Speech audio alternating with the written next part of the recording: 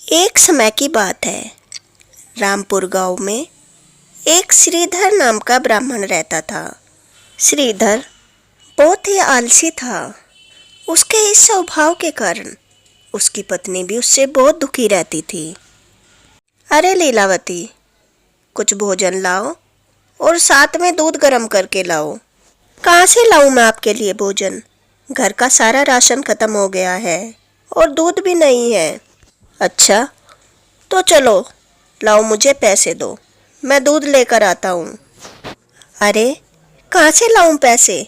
घर में एक फूटी कौड़ी भी नहीं है। ऐसे कैसे काम चलेगा? आप कोई काम क्यों नहीं कर लेते? इस तरह तो हम दोनों भूखे मर जाएंगे। अरे लीलावती, तुम क्यों चिंता करती हो? जो हमारे भाग्य में होगा हमें जरूर मिलेगा। बाके बिहारी जी हमें जरूर देंगे।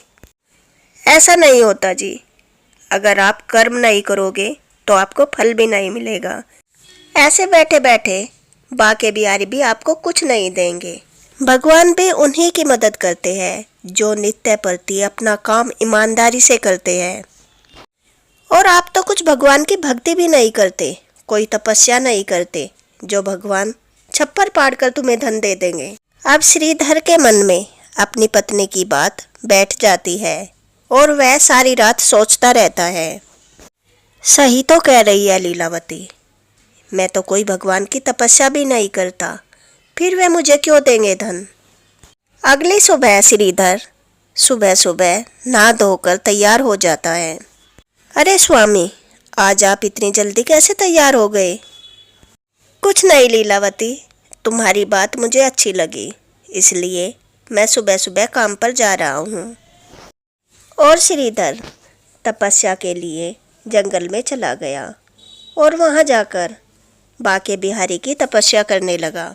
लेकिन तपस्या करते समय उसके मन में एक ही बात थी कि जल्दी से भगवान को प्रसन्न करके मैं अमीर बन जाऊं, ताकि मुझे जीवन में कोई काम ना करना पड़े। एक दिन उससे प्रसन्न होकर बाके बिहारी उसके सामने आते हैं। श्रीधर उठो, मैं तुम्हारी तपस्या से प्रसन्न हूँ। मांगो, क्या मांगना चाहते हो? हे कृष्णा, मैं बहुत धनवान व्यक्ति बनना चाहता हूँ। मुझे आप इतना धन दे दो कि जीवन में मुझे कुछ भी काम ना करना पड़े। अब भगवान भी जानते थे कि श्रीधर बहुत ही आलसी है। उन्होंने सोचा इसे तो अब सबक सिखाना ही पड़ेगा। श्रीधर, मैं तुम्हारी यह मनोकामना जरूर पूर्ण करूँगा, लेकिन उसके लिए तुम्हें मेरा एक काम करना पड़ेगा। अरे, फिर से मुझे कुछ काम करना पड़ेगा? और न चाहते हो ये भी श्रीधर भगवान से काम करने के लिए पूछता है। श्रीधर, तुम्हें अपने आसपास के गांवों में लोगों के घर हवन पूजा पाठ करना है और प्रतिदिन हवन पूजा पाठ करके तुम्हें जो भी दक्षिणा मिले वह दक्षिणा लाकर मुझे देनी होगी। और हाँ, अगर तुम्हें कोई हवन पूजा पाठ के लिए ना बुलाए तो तुम्हें रोज घर घर जाकर यह पता करना होगा कि किसी को पूजा पाठ करवानी है या नहीं। ठीक है भगवान, जैसी आपकी आज्ञा। और अब श्रीधर रोजाना प्रतिदिन सवेरे सवेरे उठकर लोगों के घर में पूजा पाठ करने के लिए जाने लगा। अब लोगों को भी उसकी पूजा पाठ इतनी पसंद आने लगी कि सब उससे ही करवाने लगे। नित्य उसे काम मिलता रहा। लीलावती भी यह देखकर बहुत खुश थी कि उसका पति रोज सवेरे सवेरे नहा धोकर काम पर चला जाता था और श्रीधर को गांव में से पूजा पाठ करके जो भी दक्षिणा मिलती थी वह ले जाकर रोजाना श्री कृष्ण को दे देता था। एक दिन लीलावती श्रीधर से कहती है, स्वामी, मुझे बहुत ही अच्छा लग रहा है। आप सुबह सुबह उठकर काम पर चले जाते हो, लेकिन आप अपना भी ध्यान रखो। क्या आप समय पर भोजन करते हैं? हाँ हाँ लीलावती, मैं अपना पूरा ध्यान रखता हूँ। जहाँ भी मैं पूजा पाठ हवन करने जाता हूँ वे मुझे बहुत अच्छा भोजन करवाते हैं और दक्षिणा भी देते हैं। लेकिन स्वामी, आपने तो आकर मुझे आज तक एक भी पैसा नहीं दिया। हाँ हाँ, सारा पैसा मैं तुम्हें 1 महीने बाद ला कर दूँगा।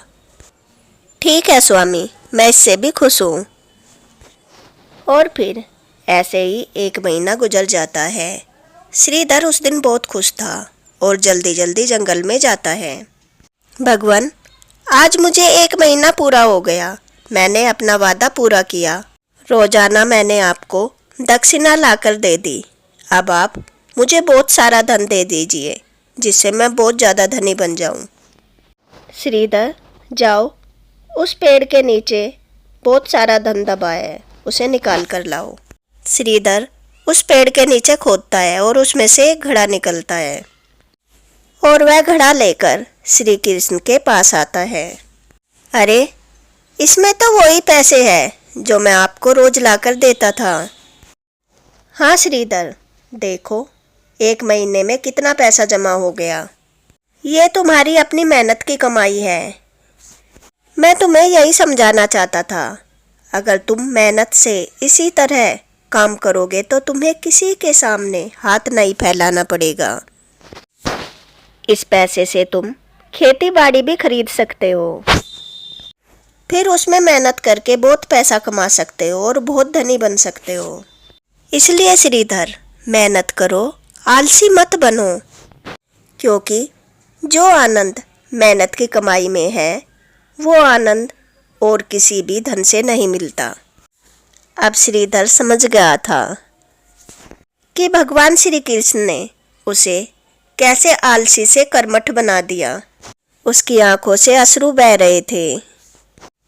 वह भगवान श्री कृष्ण को धन्यवाद करता है और अपने घर आ जाता है और वो धन लाकर अपनी पत्नी को देता है। लीलावती भी वह धन पाकर बहुत खुश होती है। स्वामी, इस धन से ज़्यादा मैं इस बात से खुश हूँ कि आप आलस छोड़कर मेहनती बन गए और सुबह सुबह उठकर काम पर जाने लगे। हमें ज़्यादा धन नहीं चाहिए, बस मेहनत की 2 टाइम की रोटी चाहिए। हम उसमें ही खुश रहेंगे। अब श्रीधर और उसकी पत्नी खुशी खुशी रहने लगते हैं। तो दोस्तों, अगर आपको यह कहानी अच्छी लगी हो तो वीडियो को लाइक करें और ऐसी ही नई नई कहानियाँ सुनने के लिए मेरे चैनल को सब्सक्राइब करें। Thanks for watching. Radhe Radhe.